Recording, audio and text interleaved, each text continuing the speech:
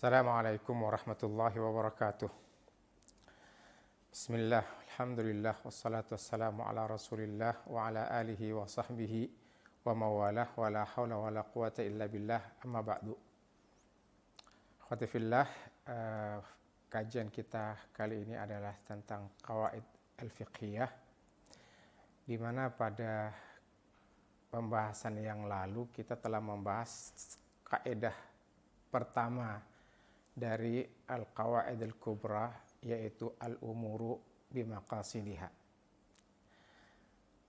Ada 5 kaidah kubra dalam qawaid fiqhiyah yang disepakati oleh para ulama dan juga semua madhab, yaitu yang pertama adalah al-umuru bimaqasidiha, yang kedua al-yaqinu la yazulu bisyak, yang ketiga al-masyaqqatu tajlibu at-taysir, yang keempat ad-dararu yuzalu, dan yang kelima al-adatu muhakkamah.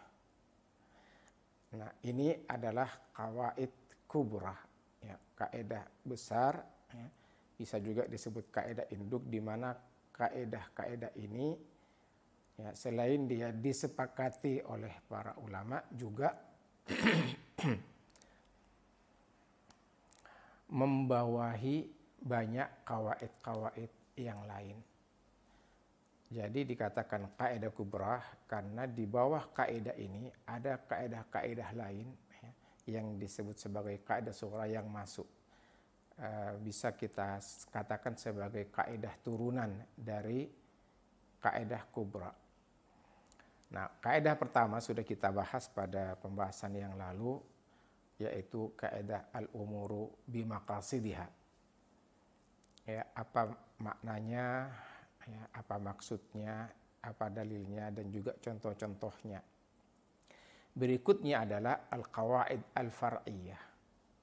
Qawaid-qawaid cabang, artinya kaidah-kaidah yang masih berkaitan dengan masalah niat, akan tetapi ruang lingkupnya itu lebih sempit dari kaidah al-umuru bimaqasidiha, yang bisa juga dikatakan bahwa kaidah-kaidah ini masuk dalam kaidah al-qawaid dalam kaidah al-umuru bimaqasidiha. Ada banyak kaidah disebutkan oleh para ulama, ya, yang masuk dalam kaidah al-umuru bimaqasidiha. Di antaranya yang pertama adalah kaidah al-ibratu fil uqudi bil maqasidi wal ma'ani la bil alfadhi wal mabani. Al-ibrah itu artinya al-i'tidad, yang dianggap, yang dijadikan dasar dan dijadikan patokan dalam masalah hukum, ya. Fil uqud, al-uqud jamak dari kata aqd yaitu transaksi. Bil maqasidi wal ma'ani, al-maqasid jamaknya maqsid, ya, niat, ya, itu maksudnya, ya. Dalam bahasa Indonesia kita gunakan kata maksud. Al-ma'ani, al-ma'ani jamak dari kata makna, artinya sesuatu yang terlintas dalam pikiran kita lalu diungkapkan dalam kata-kata. Kemudian la bil alfadhi wal mabani, al-alfad, lafad, kata-kata yang kita ucapkan, ya, itu namanya lafad, kalimat, ya.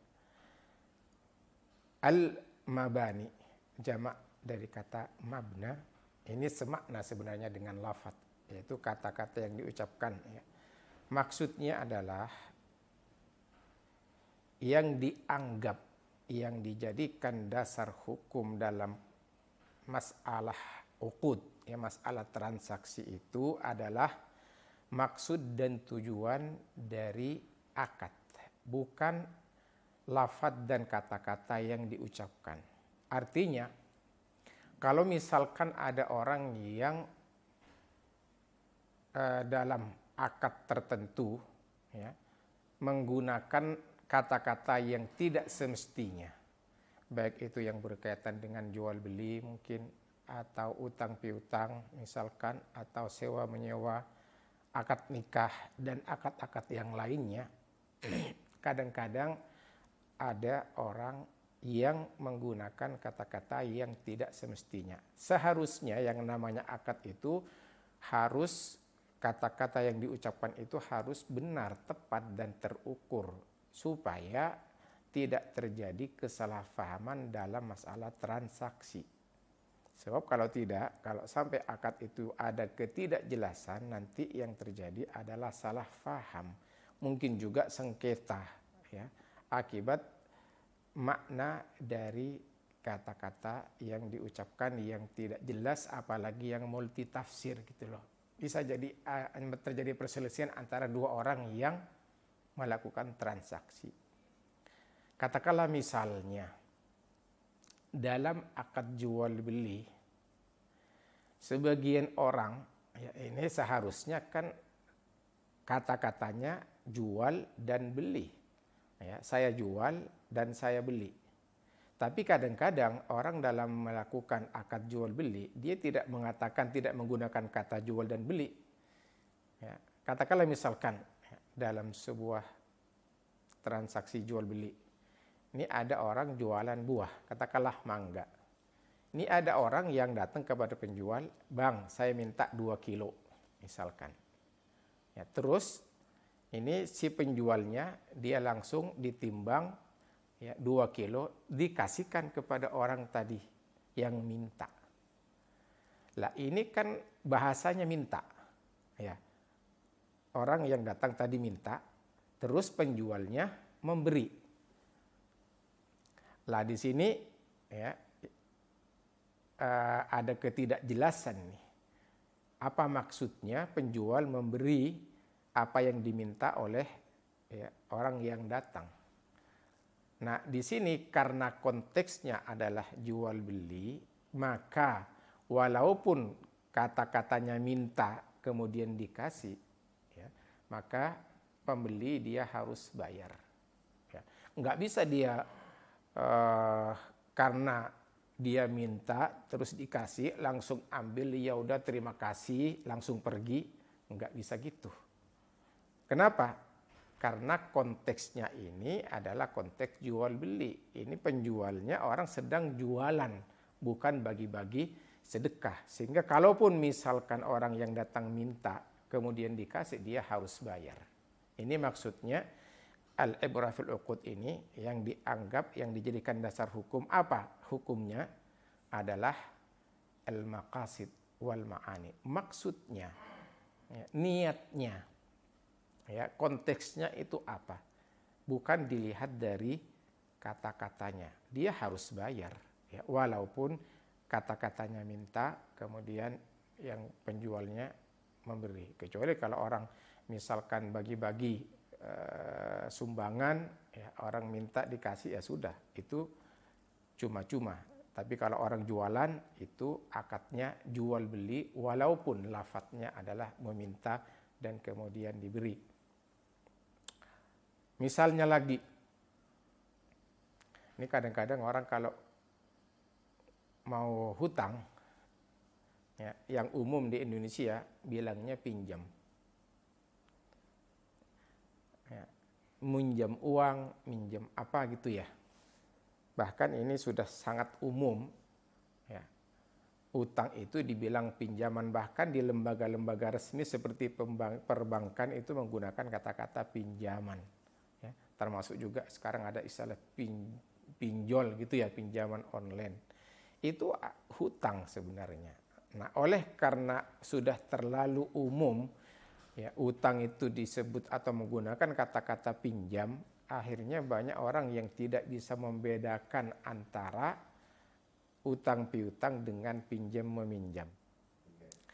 Jadi misalkan orang mau berhutang, ya, dia bilangnya pinjam, ya, maka ya, ini nggak tahu nih, orang Indonesia biasanya menggunakan bahasa-bahasa yang agak-agak apa ya, yang tidak terlalu vulgar gitu ya. Mungkin merasa berat atau gimana untuk bilang hutang, maka bilangnya pinjam. Nah, sedangkan hutang dan pinjam ini adalah suatu dua hal yang berbeda. Ya. Hutang piutang itu, ya, dalam bahasa fikihnya qardun, ya, atau dainun, Sementara pinjam meminjam istilahnya adalah ariyah. Nah, dua akad ini dia mempunyai hukum yang berbeda. Maka dalam hal ini kalaupun misalnya seseorang tadi mengatakan minjem, ya, maka karena konteksnya adalah utang, maka hukumnya adalah hukum utang piutang, ya, di mana tidak boleh ada bunga dan sebagainya, ya, dalam hukum Islam begitu. Ya. Ini kaedahnya al-ibrah fil uqud bil maqasid wal ma'ani la bil afad wa ma'ani, karena dalam akad itu yang dianggap, ya, yang dihitung, yang dijadikan dasar hukumnya adalah niatnya, bukan lafaz atau kata-kata yang diucapkan. Atau bisa jadi misalkan satu contoh lagi nih. Kadang-kadang orang ketika membeli sesuatu, ya, lupa nggak bawa uang, ya, di toko atau di mana, dia mau pulang dulu, cuman nggak enak nanti, atau barangkali penjualnya nggak percaya kalau dia, ya, mau beneran bayar. Nah, dia biasanya atau mungkin saja meninggalkan barang sesuatu yang berharga, entah HP atau jam tangan atau apa, dibilang, nih titip dulu, saya mau ambil uang, tapi ini titip dulu di sini. Nah, ini bilangnya titip. Ya, titipan itu dalam bahasa fikihnya wadi'ah. Ya, sementara hakikat dari akad tadi, nitip itu dimaksudnya adalah jaminan. Ya, kalau nanti dia enggak bayar. Nah, jaminan itu, ya, rahan hukumnya. Jadi di sini bahasanya titip atau wadi'ah, tapi hukumnya adalah hukum rahan. Ya, dimana kalau wadi'ah itu orang yang dititipi adalah pemegang amanat, dia nggak boleh melakukan sesuatu tindakan apapun terhadap barang titipan.